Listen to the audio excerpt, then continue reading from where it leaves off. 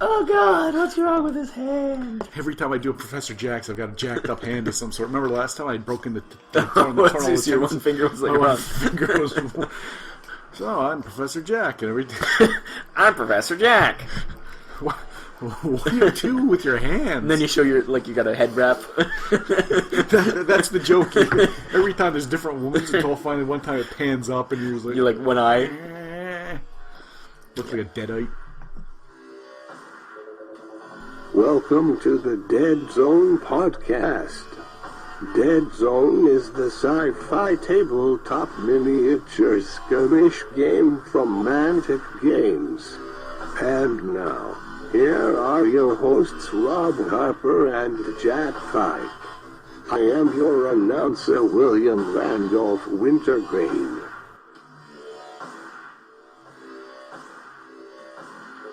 Welcome to the 45th episode of Deadzone the Podcast for late November 2015. In this episode, we have a report on the Mantic Open Day. As always, you can go to deadzonegame.podbean.com to see all the pictures, or you can go to youtube.com/c/Deadzone the Podcast for the video version of this show. And now on to the episode. And welcome to the Deadzone Podcast. This is episode 45 of the Deadzone Podcast, starring us. The Deadzone Podcast. My name's Jack. I'm Rob. And this is the Deadzone Podcast. I think you said that. Did I? Okay, as long as we establish that. And we got lots of news, and as we're recording this was Mantic Open Day over in the UK. So we'll discuss some from our roving reporter, Fisty Glue Man. He's got some reports for us. And we'll get to the show, shall we? We shall. We begin with our first segment, the news. So first we got some news of pictures that Mantic's has released for some Veermen. First is the Veermen Brood Mother. And she's cool with her big... is that a glaive? What would you call that thing? It's a big axe-like thing? It's a polearm of some sort. Long and short of it is, it's a nice-looking model on the approach of infestation. We're going to be seeing more and more of this kind of thing. This is the fully painted, fully actualized brood mother, big pregnant belly, and it's pretty creepy. Looking forward to it. She's also got like nipples. What would you call that? Is like some kind of exhaust ports for lactation? I guess so. Some mammary based. It's a disturbing model. It looks like something Miley Cyrus would wear on stage. Could be. No, there's too much skin covered. Oh. And next we have the Shredder. Look how muscular he is. I like the paint job, but he's got a pretty. It implies a furry rat-like form. Like I said before, I would have liked them to be more naked. The armor and stuff, I don't know. It's just not my dealio. But that's a nice look with the paint job. Obviously, that's a professional paint job. Mm-hmm. With the paint job, that's a fantastic model. I like the chipping on the drill too. Is cool, or whatever it is, laser drill. I don't know what it is. The weathering along the around the edges. Yeah, and we got another shot of a Shredder, different angle here, and still muscular. He's more of a drill in this guy's hand. And the next guy is another Shredder with another drill. And what is possibly some sort of projectile weapon. Yeah, it looks like a Forge Fathers kind of have that kind of... Oh, it looks like it's got like some kind of poison or something on the back, so he's got like a tank. So they have armor on, obviously. Looks like an industrial type thing. Far less... They don't look like scavengers to me. They don't look like a vermin or a... yeah, they're a little bit more organized than it seems. Look like industrial, which is different than, I think, the mindset that we were in before, but... And even the fluff is not quite the same as what they're showing here, because they have some short stories out already, and the vermin were much more like they live in the parts of the ship that people don't go in, and so these guys look much more like miners and an industrial civilization. Well, just take a gander at his dungarees. Yep, he's actually wearing pants. He's got some pants on, and look at his teeth. He's brushed. he's got access to dental care. And we have a 3D sculpt of the Tunneler with all its tunneling glory. And as we'll see later from Fisty, we have some 3D renders, but we'll get to that after a Mantic ad. So we'll be right back from the Mantic ad. You have been listening to the Deadzone Podcast with your hosts Jack Fike and Rob Harper. The Deadzone Podcast is dedicated to Deadzone, the tabletop miniature game by Mantic Games. Visit them at manticgames.com. Hey, this is Pat Lewis, North American Community Manager for Mantic Games, and you are listening to Deadzone the Podcast. Welcome back. So let's get on to Mantic Open Day from Fisty Glue Man, our roving reporter. Mantic Open Day, we wish we could be there. We'd like to see this in person, but now I know you have an unhealthy relationship with this Fisty Glue Man person. I believe you're being catfished, but as we know, Fisty Glue Man is only a glue bottle with plastic fists glued to his side. He couldn't possibly be A, taking pictures, or B, operating in the blogosphere. But hey, you're a grown man. Are you trying to imply that Fisty Glue Man is not actually a glue bottle with fists? I'm going to take a bold stand right there. I'm going out on a limb. In this day and age, Jack, that's just wrong. That's you should accept him for what he is. You're bullying him for his life choices? I just did a microaggression. I guess so. Oh. What is that? Anyways, Fisty, he reports some things. First thing he said was that Deadzone Redux, the new Deadzone, they said it's going to be on a 3x3 board, 3 foot by 3 foot, which would be 12 square by 12 square. Before we recorded this, we sat and we had discussed this. We said, no way. This is a game changer. But literally and figuratively. We could see the upside, but I don't know. Unsubstantiated, again, I believe he's probably a 13-year-old girl from Des Moines, Iowa. This is all just... If he didn't say 13, it would have been hotter. A fabrication. But 3x3, expanding the boards out would make it that you could do the distribution of all the crates and stuff without having anything in the deployment zone, just by adding a 1 to all your rolls on an 8-sided die. On the pro side, there was expanding the playing surface just slightly so that Mantic was creating a skirmish-based game that was slightly closer to their other game. Warpath in size, but still on a mat. The downside is everyone's got 2x2 squares already, yeah. Well, it doesn't stop you from playing on 2x2. It's just, maybe that's the new norm, would be 3x3. So, we, again, unsubstantiated. This is a rumor and speculation at this point, but... really, the smart thing would be 2x3, because then 4 of them would make a 6x4 table. You're blowing my mind. Right? 2x3 would be more sense, so it should be 8x12. And it would designate... Because then you could still put you'd still be fine on the sides. Deployment, two people deploying would be good. 3 people deploying would cause a ruckus. Yeah, you might have to play 3-people game.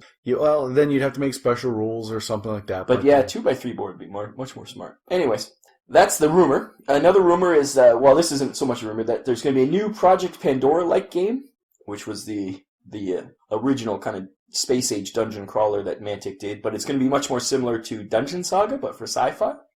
That might be another level for the whole Warpath universe.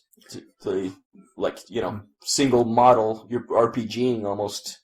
That sounds fantastic as far as I'm concerned. So it's RPG, Deadzone, skirmish, firefight, just slightly bigger than skirmish, and then Warpath. That's an interesting next level. Now, if you could get the stats and the mechanics to line up so that you could have adventuring heroes, and then they become leaders in Deadzone, or you build your army with it that would work in Warpath and Deadzone. Hey, I've got my Type 1A that I've fallen in love with, the paint job. You've named him. I've run him through a tile-based dungeon crawler of sci-fi. Oh no, he's now my favorite. He could do this, that, all the way up. That'd be something. That'd be pretty amazing. I'm not putting it past Mantic to do. But there's a lot on their plate right now. Yeah, that'll be in the far future if they do that, because they have a lot going on right now up to Warpath, which would be next September. So having talked to Ronnie a couple times, that sounds like something that he would say while He just got excited like we just got excited. And he's like, oh my god, that's such a good idea. Yeah, we'll do that for sure. He was probably talking about a mechanic in, Kings of War, and then all of a sudden his mind went. Yeah. That's what that sounds like. Yeah.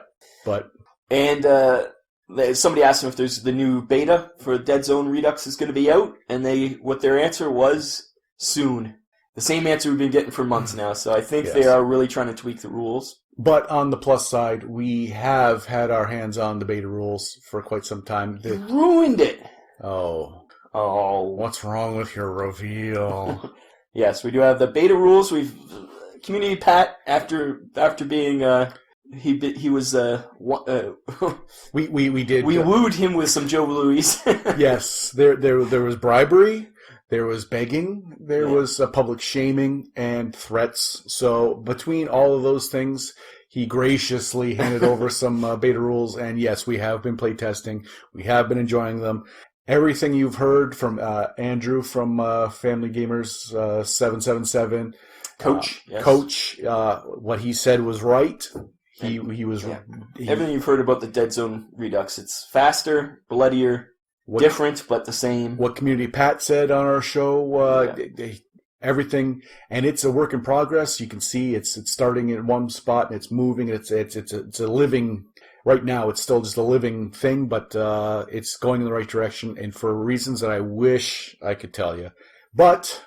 Yeah, once the public beta is out, we will go into it highly in depth, but right now we're not allowed to say anything other than what you've heard already.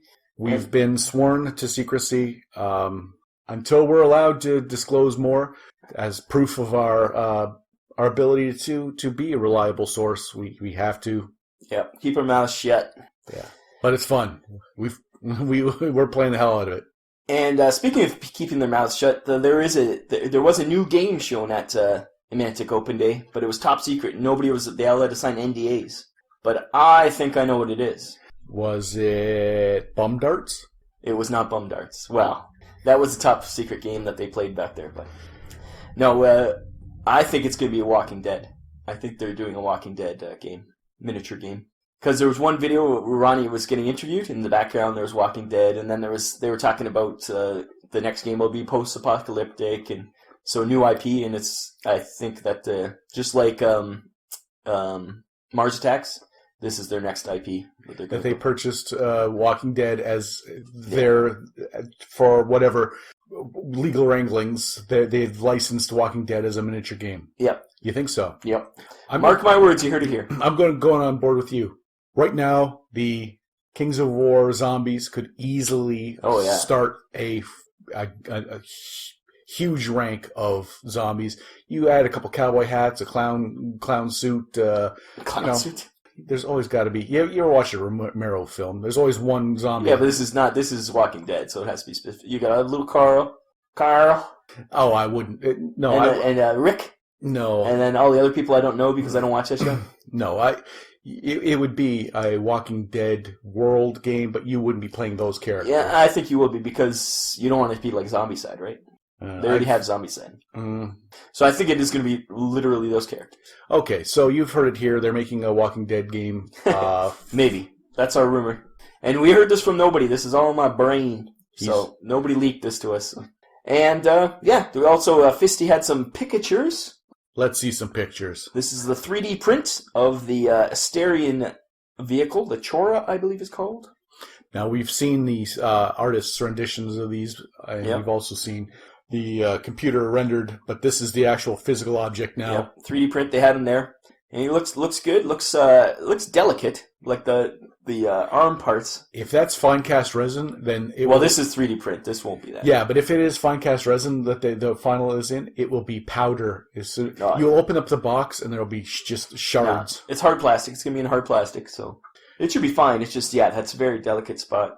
Because it's not I don't think it's connected at the back here. I think that's a wing. Because Rob made the mistake of handing me a resin miniature from the Dungeon Saga. We might stop revealing things. We'll get to that later. What's wrong with your reveal? Jeez. But yes, needless to say, Jack's man hands smashed.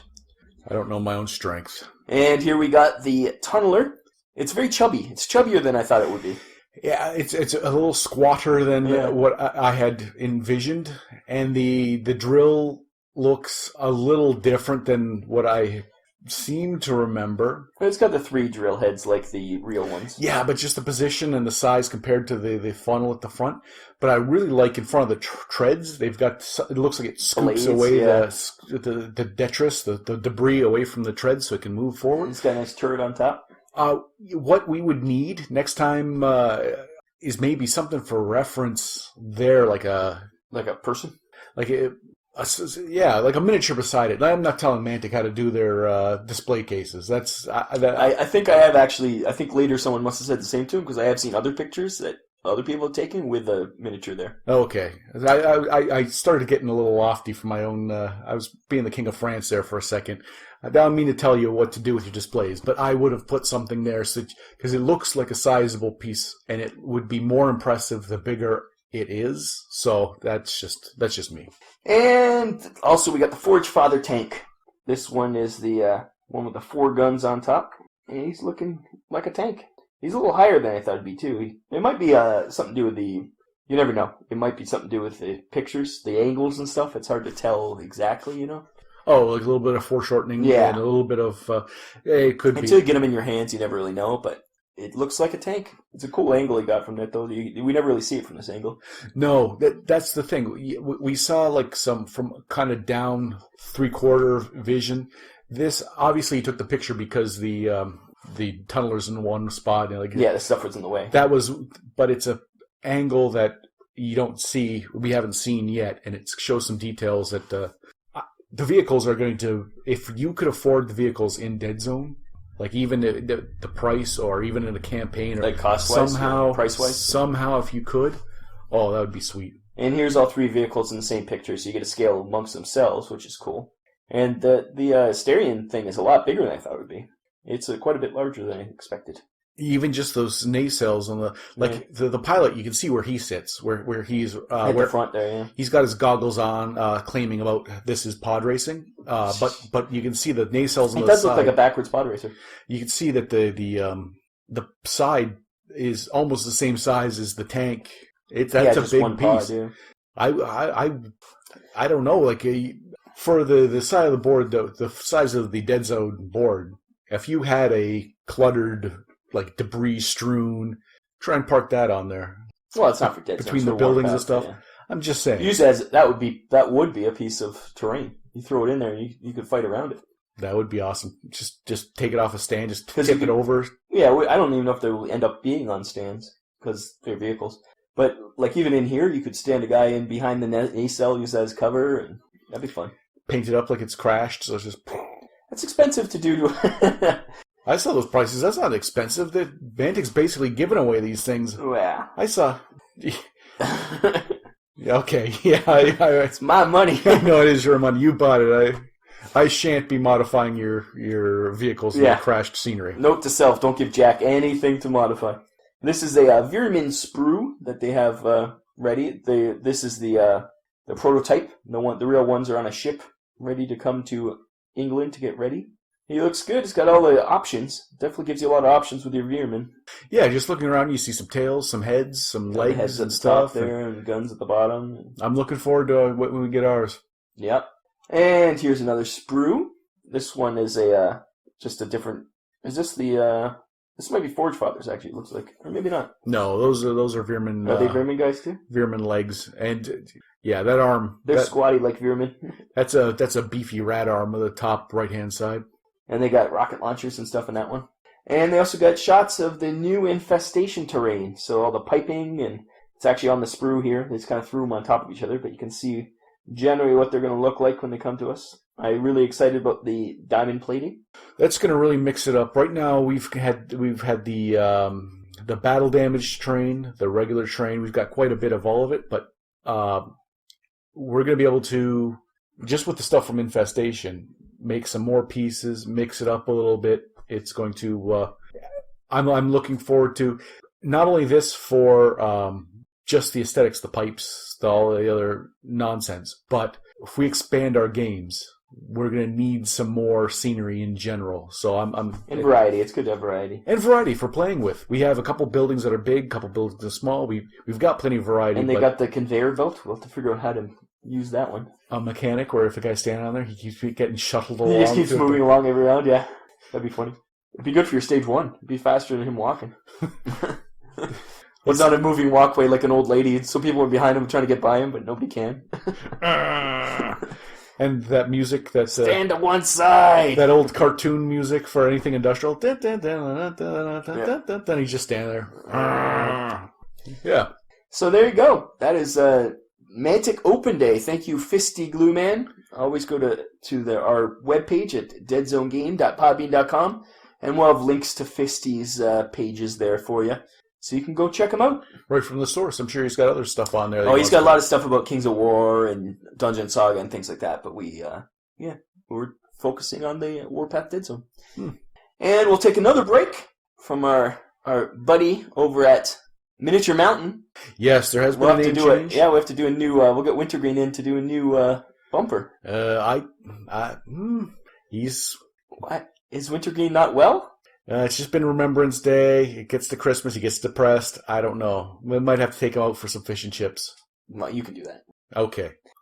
Yes. So Miniature Mountain is it's Warmore Radio. He's renamed it. Adam Tremblay has made a change from Warmore Radio. I think his last podcast described why he made the change, not just to the name and the logo and everything like that, but as his channel's growing, the programming he's got there, he's decided to go with... I think he didn't want to have the word Warmore in his... He did say that perhaps the American government had been looking at it. The NSA had decided that perhaps... That's right. He picked up the phone and there would be this click and then, hey, who's there? Who's there? Is this Adam Tremblay?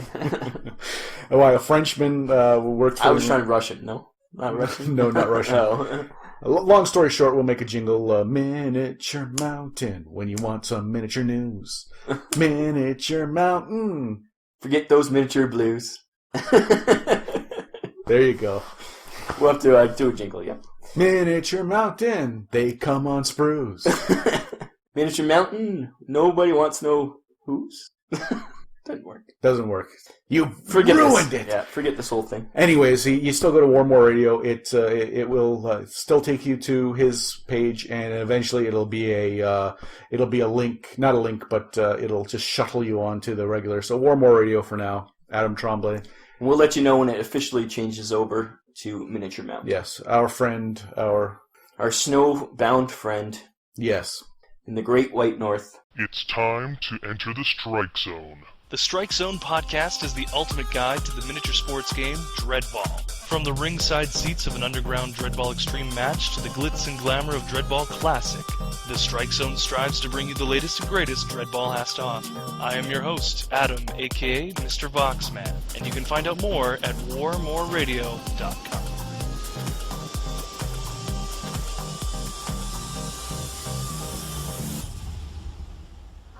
Hey, this is Jack from the Deadzone Podcast, and you've been listening to the Deadzone Podcast. With Jack from the Deadzone Podcast.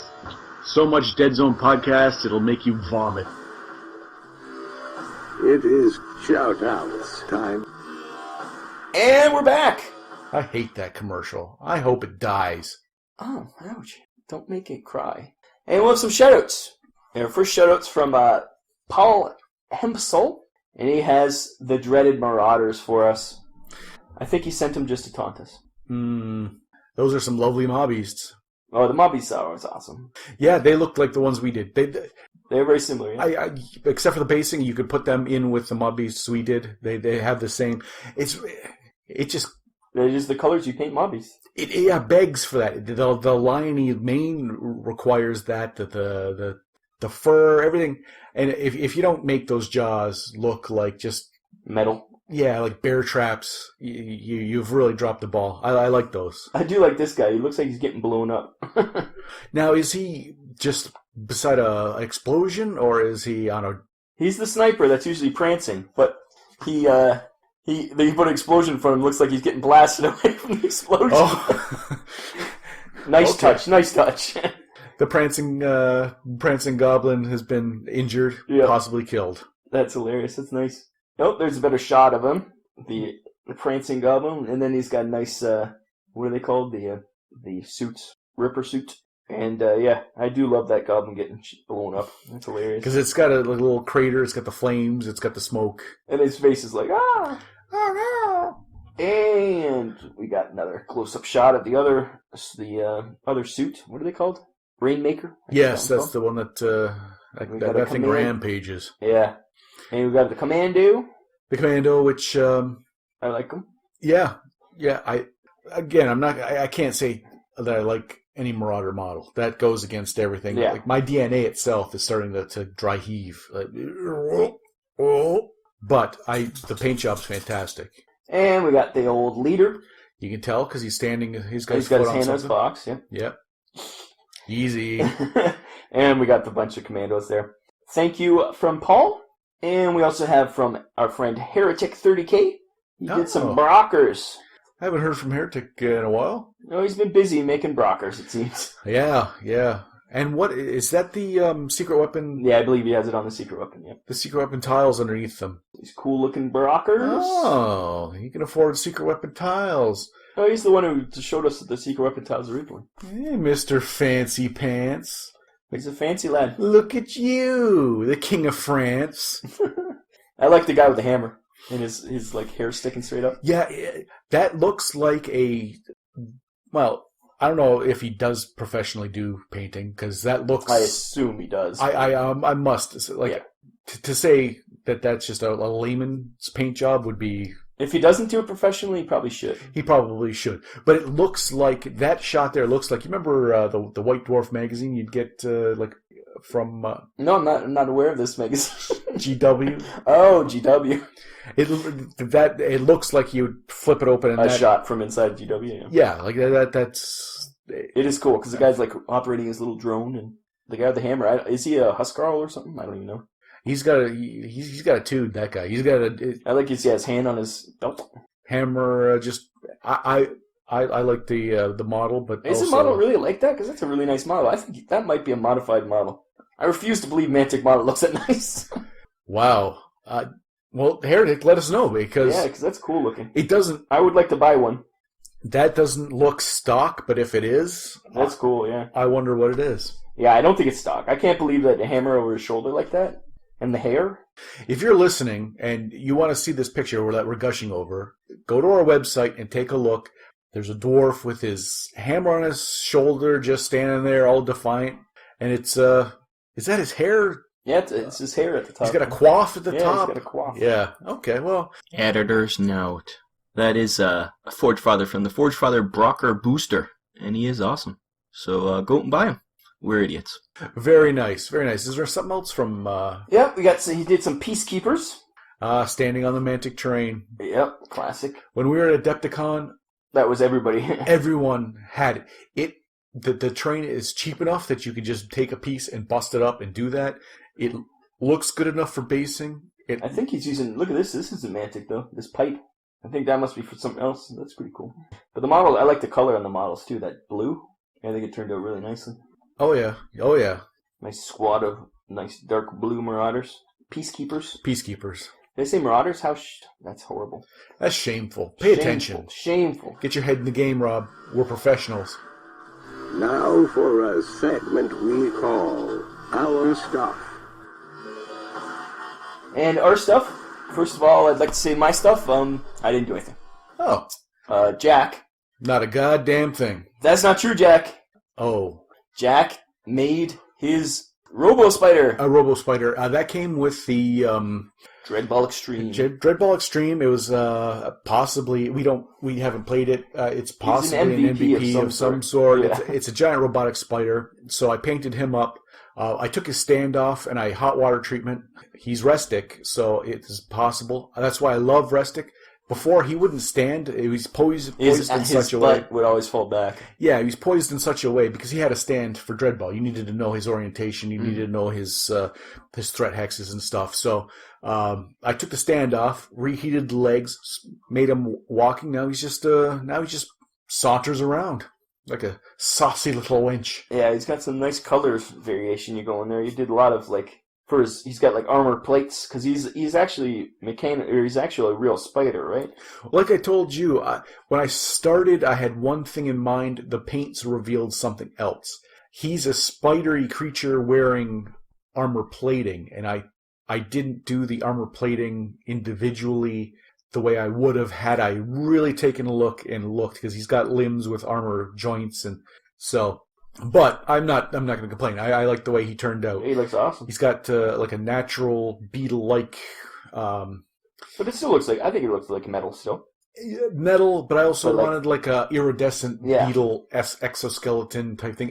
I wanted him to look like an insect, but also a robot at the same time. So I think you achieved your robot insect. The red object source lighting on the lights on the three on the abdomen on the picture don't look as good as I think I got on the model, but then again I can't complain because your camera takes fantastic pictures. It catches all the details. It does get a lot of light. It's a lot of the iridescent really turns out in that. Yeah, so that's what I did. I didn't do anything else.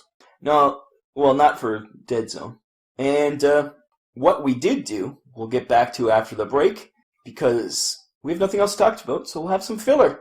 That is the lamest hook I've ever heard. That is no way to keep listeners after a commercial. Oh, I think it is, because us talking filler, that's interesting. No, this is. And after this break, we're going to reveal to you a very special secret. Stay tuned. Mantic doesn't want you to hear it. God knows the government doesn't want you to hear it. And if you hear it, it'll blow your mind. After this commercial from Iron Watch Magazine. It is time for a brief message from our friends at Iron Watch Magazine. Do you like Mantic games? Do you want to read about your favorite games in a monthly magazine? Have we got the offer for you? Iron Watch Magazine. Iron Watch brings you the latest news, articles, and short stories taking place in the Mantic universe. Dreadball, Kings of War, Deadzone, Warpath. You want it? They got it. Ironwatch.wordpress.com. Get it now for the low price of free. You can't beat that at twice the price. That's ironwatch.wordpress.com. Download now. Once again, the Deadzone Podcast. And welcome back to this is the time to blow your mind, it seems. And what you're going to blow your mind is that we ran out of things to talk about Deadzone. Yes, we've played a bunch of games with the beta rules that we can't talk about. Hopefully next episode we can finally talk about it. Hopefully the beta public is out. We had the assumption that we would be able to talk about Yes. some certain things that didn't come through in time. We thought for sure that the beta rules would be released on Mantic Open Day. We have picatures, we have battle reports, we have all manner of thing, but I would hasten to admit that we cannot show it, and we will not show it. We shan't break our sacred bond with Community Pat. And No. Community Pat, we got your back. We got your six. So instead, we're going to talk about things we've been doing other than Deadzone, and that's mostly been Kings of War, I think, for us. I think so. So we're going to show off some of our Kings of War models just because, hey, we like to. Yeah, you share during the shoutouts.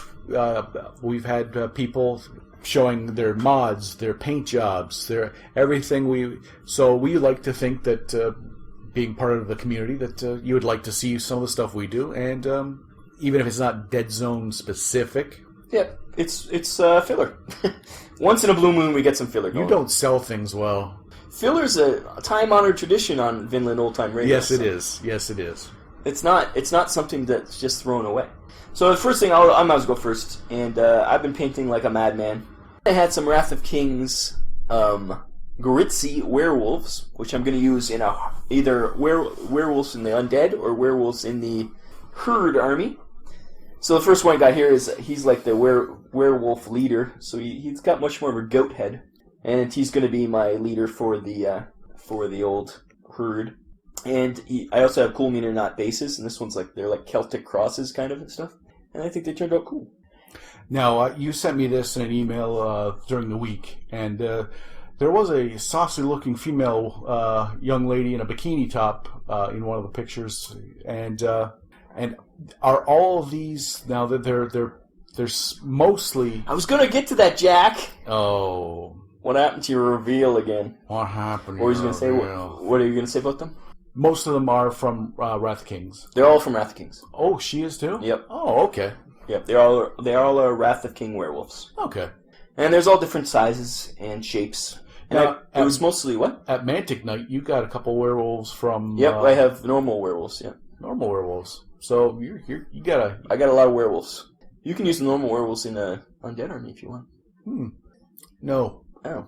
And mostly I dry brush these guys because I wanted to get that furry kind of chalky kind of werewolfy look.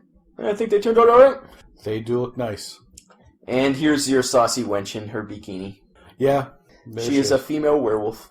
And I did multi-base them. I put them all on their bases, mostly in regiments, I believe. Because, it's 3-to regiment, so I just went crazy. So, because it's Kings of War, you can put them all together, and it saves you in basing each one individually. But now, if you need them for anything other than Kings of War... Yeah, it's done. It's done. Too bad. I'm not going to use them for anything but Kings of War. Have to buy more. And I also did I had so many women on Panthers that I made a special one that I turned into the Abyss. So she's on like a special base, and she's got her... Well, all my other Panther Lancers are Black Panthers. She's on like more of like a female Lion? Lion. I also did a Arquebus, whatever the name of their war machine is. And it looks like a Roman scorpion with a shield, couple shields tacked to the front. It's a trebuchet or whatever it is, really. No, trebuchet would fire a rock with a counterweight. What's the one that shoots the arrow? Isn't it a ballista? Ballista. It's a ballista. But that size, it would have been called a scorpion. Well, flotty-da, Mr. Fancy Pants. Well, I also did some knights. You've got a lot. Yep. And I did my Panther Lancers, as I mentioned before, and my Sisterhood on foot. We're just quickly go through these people. You've got how much now? You got most of those from Kickstarter, from the Kings of War Kickstarter. Yeah, Kings of War Kickstarter. Now you also got some from Crazy Box. That's why I have so many Panther Lancers. I have 50 of them. So I've only painted up 20, I think, so far. Only 20. Yeah. So a guesstimation as to what your point cost would be if you made a Basilian army right now. I think it's about 2,500 without anything. Okay. And here's a war wizard. He came with these. I think he was a unique model for the Kickstarter. I liked how he turned out too. Yeah. And then we have Blaine on his dinosaur, and I also have the model that pissed me off the most was the Ronnie the Bard. He is a metal miniature. I broke him about 10 times. He originally didn't have this barrel and stuff under his foot. Oh, okay. He was originally standing on his back foot, but his ankle snapped. So I casted up a new barrel and a box that he's standing on. Because you do your own molding casting. Yeah, I have a Insta mold that I used. Yeah. He originally had a metal feather. It didn't work, so I took some Kleenex and I coated it with crazy glue and turned it into that feather. The old DM Scotty maneuver? Is that what he does? Yeah. Crazy glue. He uses white glue. Ah, well, it's still the same thing. You take cheap paper and you... Yeah, and he also had a bit of his guitar here that snapped off. This miniature broke about 20 times, so... And it's a metal miniature. Yeah, so I was not happy with that. And then just recently I did You're more patient than I. Yeah, I just want to keep him because he looks like Ronnie. He looks so much like him. So, and then lastly, just recently I just finished for my herd, I finished a beast pack, it's called. I had a bunch of bones miniatures of different animals, so I made a stream with some rocks on each side, and then I used all the animals. Plus, I had a bunch of cats from Kings of War from their elves. They always came with cats. So there's like a family of cats back there. There's a bear and his cub, and then there's a wolf and her.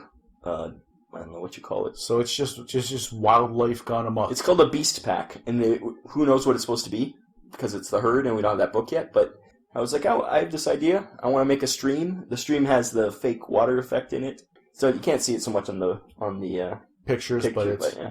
Oh, very nice. Yeah, I think it turned out pretty cool.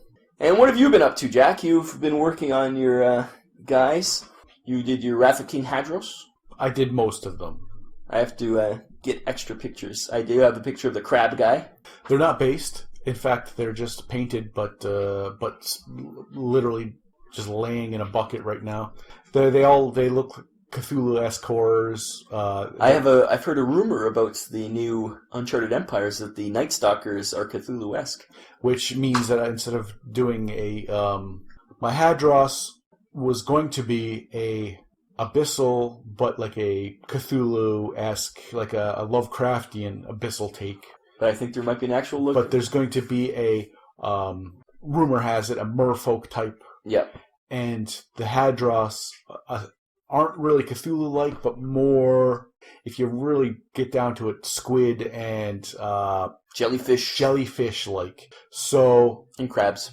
And crabs, and there's a Poseidon, and there's it is very aquatic themed. So I was going in one direction, but Mantic will probably, before I get this done, have given me the option, another option. And then you can decide your basing too, how you want to base them. Yes. So I think just like waves would be cool. You were thinking of like a beach-like theme, or? Yeah, I was thinking of individually doing them, but maybe having them standing like ankle deep in water. Or something like that. And I also thought maybe having some of them on sand, like it was on a beach. Something aquatic, something that kind of blended in. But we'll see. We'll see. It's slow going. I find myself, if I have any time to paint, I'll grab something random and I'll paint it rather than... Plus, I get stuff foisted on me, so... Before we talk about what I foisted on you, you also had tons of Warhammer skeletons that you've been refurbishing, including a giant Warhammer... Chariot, yeah. Yeah, because before I was going to go Hadros, I already have... when I was a teenager, I used to work at a comic book store, and he also sold GW miniatures, so I bought a bunch because I liked miniatures, and so I had a chariot with a necromancer, I had a couple vampires, and a bunch of skeletons. So I thought, if we're going to play Kings of War is hot, and I don't have the time to paint an army. I don't want to buy an army. I can just field this undead army. So I started with the undead army, thinking I would be able to use that. So I've got a cavalry, some mummies. You gave me some Bones Reaper bones. What were they? There's mummies and there were skeletons. So the mummies, I added them. So I had some mummies. So basically, I have a ragtag group. A ragtag group of skeletons that are foot soldiers, skeletal cavalry, a unit of mummies, and I guess if I had to go with the Empire of Dust, so I could use my chariot, I have a chariot. And then you have various options to what you can put on your chariot. You have a bones guy that I like a lot, who's very gangly. Yes, who's originally, the lich they have on there is pretty GW-y. Old school G. This is like 20-year-old. Oh, yeah. Oh, God, yeah. No, it's been a long time since I worked in a comic book store. It is old school. And I've never liked GW's aesthetic. Everything's very thick and... cartoony, almost. Cartoony, and I've never really enjoyed anything. It was... So him, I don't put him on there. And I had another necromancer that I did, and then you were like, no, he sucks. And then I had, and there's a bones miniature that you liked, and I like him because he's like really like he looks like he's coming out of the ground, kind of. His cloak's flowing behind him. He's reaching forward. He's in action. Yeah, he's not a doughy. Just. GW miniatures look like they're just doughy lumps standing still. Especially back then, yeah, for sure. So he has a lot of flair to him, so I painted him up to see how he looked down there, and he probably will make the cut. And then you have that new one you just painted up on the throne, which is much more relaxed. It looks like he's just taking a tour of his his skeletal domain. Yes, yeah, he's not charging the battle. He's just surveying. Yeah, he's just like, yeah, man, I got some undead horses. Yeah, I'm just tooling around. Trying to pick up some little ladies, some little skeletal ladies. Skeletal I ladies. like your bones, hey baby. I like the cut of your hip bone. Hey, let me feel that scapula. You know you want it. Yeah. And then, you did break my cleric, my resin cleric from Rob brings Dungeon over Saga. a Dungeon Saga box of all manner of stuff, everything from Dungeon Saga, and we were looking through it, blah, blah, blah, blah, blah. And it's some of them are plastic, and they look like a game piece. Others are the resin. They look more like you would... They're a nice resin, yeah. Unfortunately, resin is basically the most brittle substance on the planet. And I handled it fine. Rob put it together, the seams were terrible. Well, there was a the good way it worked, yeah. 2 millimeters in spots of just open Yeah, space. it definitely needed some green stuff to fix her up. It was in bad shape, and so I went to rotate it so I could look at this cape that was. It looked like the cleft palate of capes of apparel, and he had a little mace or a flare or something. Flail. Yeah. It was the piece. The head was sizable. Where it's attached to the hand, obviously, was supported properly. This thin little fiber optic looking piece, and it just ping. So I said, oh, well, that's on me. And I said, you break it, you paint it. So I had to just make some changes. I patched up this, I replaced that, and I painted them up. So, and then it's my little joke, because I always leave a model for Jack to paint. So usually it's like a little model. This time I left the dragon from... the old... He turns my speakers down on my computer, and he leaves a miniature. I turn the speakers down because it's too loud. Because you're deaf. I am deaf. I will concede to that. Yes. I've got a lot of my pros columns very small. My cons problems pretty large. Yeah, pretty large. I don't know why I'm even friends. I'm a broken man, to be honest. But yeah, so I left the green dragon from Dungeon Saga with his head trying to bite his own nipple. Yes. And Jack painted him up and fixed his head. You hot watered his head a bit. I hot water treatment his head. It was reluctant to go. He's pretty thick. As far as I wanted it to go, but it went far enough that I liked it way better than its position. So I painted him up as well, and he was green. It was green plastic right from the get go. Yeah. So I left him. I went with green as his. But it's not the green plastic. Did you even base coat him? No. Really? That's the green plastic on top? Well, I primed him with colors in spots that were going to be different colors, but I tried to leave him the same green-ish hues, like in the wings and stuff. Yeah, he turned out awesome. And he does glow in the dark, in case you're wondering. And you said you were watching Ash vs. Evil Dead? I was watching Ash vs. Evil Dead, and before I knew it, when I was done painting the dragon's face, I was like, oh, I just created a Deadite. So yeah, he's got the white eyes, and yeah. He is a Deadite dragon. I haven't seen the pictures that Rob took, but his phone is infallible. And I love the scales. The scales are almost like a coppery vertigreen. Yeah. I knew he had to be... I wanted him green, but you need to have different colors. So I like him. I like the base. I just made the base look like marble. And Dungeon Saga base, but you put some gold down for his hoard. And there's some other secrets in there you might not have seen. There's secrets? Yeah, there's some secrets in there. I'll have to study them. And, so that's what we've been up to. Yes, that's what we were doing. So, we've been doing Deadzone stuff. Yes, don't get us wrong. We just don't have Deadzone miniatures to paint. We've sworn to secrecy on that, and we're waiting for Infestation. So that's a little peek into our hobby life. Yep, we're trying to get it done before Infestation, get our armies done so we can actually have time to paint Infestation. And summer's over, fall is coming to a close, the weather's been craptacular, so... no snow yet. No snow yet. Nothing sticking. So we'll be... so it's that time. So, always remember, go to cafepress.ca/Deadzone Podcast to get all your Christmas apparel needs. Yes, oh God, if you know someone who likes a mug, a good fancy Deadzone mug would be it would make their day. I'm sure it would.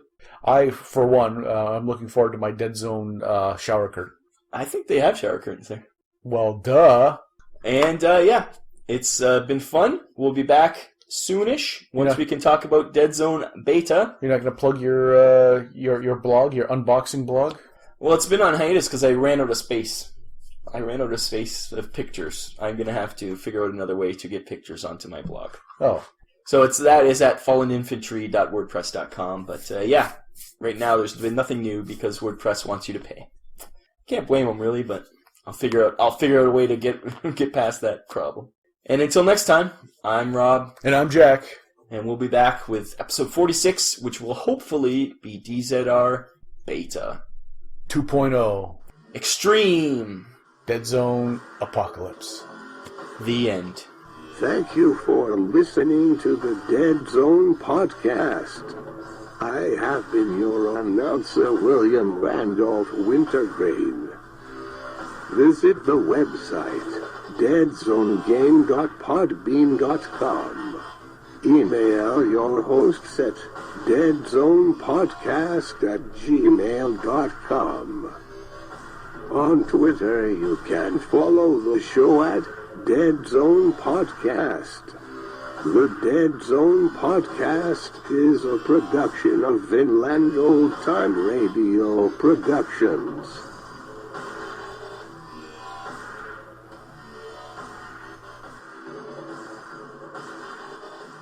You have been listening to the Deadzone Podcast. And now, a word from the fine folks at Vinland Old Time Radio. Thank you for listening to Deadzone the Podcast. And now a word from Captain Courage on Vinland Old Time Radio. That's some fine writing on Vinland Old Time Radio. Counting the funnies on all my fingers. VinlandOldTimeRadio.podbean.com